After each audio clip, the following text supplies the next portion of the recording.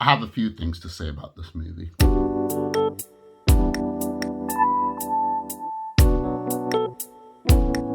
Alright guys, welcome back to my channel. I finally, and I mean finally watched Wakanda Forever, aka Black Panther 2. Why did I wait so long? So I apologize. I know I hyped the movie a lot. I ended up not watching it at opening weekend, and then life happened and I just never got around to going to the cinema to see it.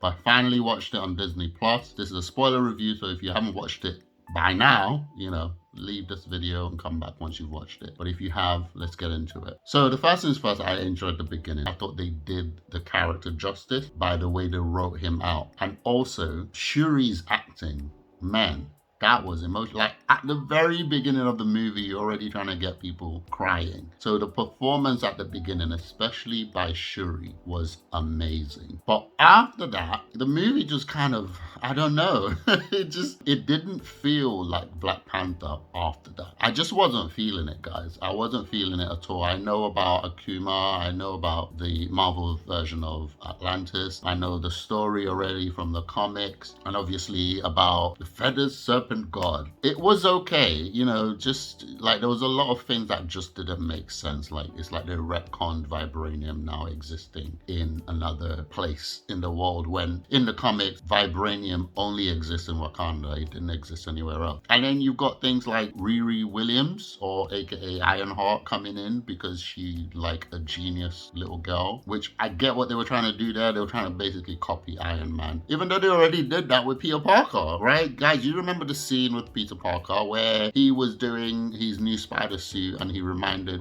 Happy of Iron Man? So it's like they were doing it again, but this time with Riri. I get what they were trying to do. They're trying to now make a female version of Tony Stark because she's going to be the next Iron Man. Fair enough. But there was no build up to it. It was just, oh, there's this really cool girl. She built a vibranium detector. Done. We didn't get to know her. And then overall, guys, the movie was just really sad. And I don't think it's because of Chadwick, because I think people have had time to mourn him before Wakanda Forever came out. So if anything, the beginning scene was like a reminder that, yes, remember, we lost a great person. Spoiler, guys, apart from T'Challa being written out of the movie, Shuri's mom also dies as well. She gave one of the best performances in this movie. The top 3 people I thought did amazingly well in this movie was Shuri's mom, Queen Mother, Shuri herself, and of course M'Baku. Okoye came close, more because of the story element that happened to her, because I almost turned on the Queen Mother, because this woman has served you for years and years and years, and because she lost Shuri to really powerful adversaries, like they were really strong, because she lost her to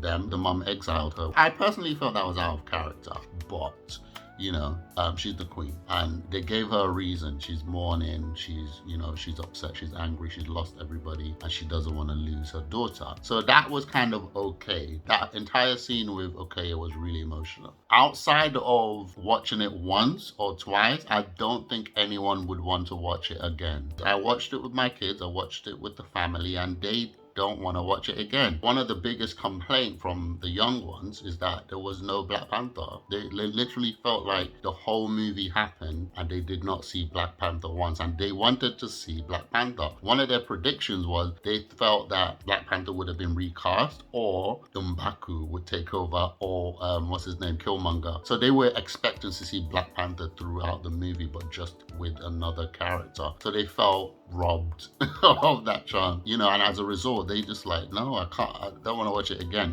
We watch a lot of movies, and we watch movies as part of our family time, and we repeat watch a lot of Marvel movies. Wakanda Forever is not one of them. So I'm a little bit torn. If they didn't do such an amazing job sending off Chadwick, I would not be nice to this movie. If that beginning wasn't there, and the way they wrote him out, and also kind of wrote in the end credit scene, spoiler, he has a son, and the son is named T'Challa. So they kind of wrote in a new character. If not for that, I wouldn't have been nice to the movie, because everything else around it was just really clunky. Like the Atlanteans, the story around his motivations, all of a sudden having vibranium, being able to breathe underwater, like all those things was just like, what? Where did that come from? Guys, I don't know. You might have a different opinion. Guys, you know I loved the very first one. We still rewatch it till today on Disney Plus. What do you guys think? Did you enjoy Wakanda Forever? Do you rewatch it, or did you just enjoy it for what it was at the time? What are your thoughts on the deaths? What are your thoughts on the Atlanteans? What are your thoughts on Riri Williams or Ironheart? And they had other suits as well, actually. Was it Midnight Angel or Midnight? I forgot her name. 2 Midnight Angels, I believe. And then obviously M'Baku. I really enjoyed his acting, but I felt like they didn't give him enough to do. Where do you think they're going to go from here? Do you think there'll be a Wakanda Forever or Black Panther 3? And if there is, how do you think it's going to go? Are you interested? Do you think they should just give it a rest? Or do you think you're looking forward to see who gets cast as T'Challa in the next one? Whatever the case may be, let me know in the comments below. I'll see you in the next one, guys.